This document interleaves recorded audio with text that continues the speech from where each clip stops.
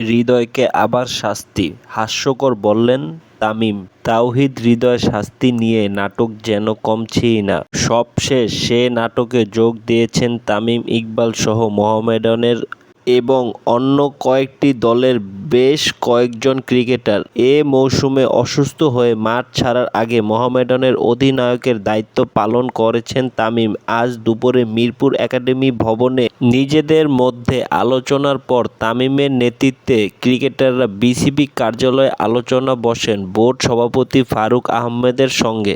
সেখানে ছিলেন বিসিবির আরও দুই পরিচালক, ক্রিকেট পরিচালনা বিভাগের প্রধান নাজমুল আবেদীন ও আম্পায়ার্স এবং মিডিয়া কমিটির প্রধান ইফতেখার রহমান। দীর্ঘ সভা শেষে তামিম ইকবাল সাংবাদিকদের বলেন, তার যে শাস্তিটা ছিল সেটা কিন্তু সে ভোগ করেছে।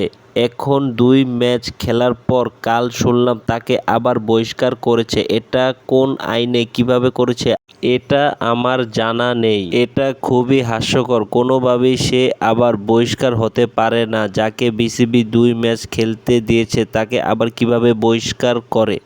আপনি যদি আমার চ্যানেলে নতুন হয়ে থাকেন তাহলে ভিডিওটিতে একটি লাইক দিয়ে চ্যানেলটি সাবস্ক্রাইব করে রাখুন।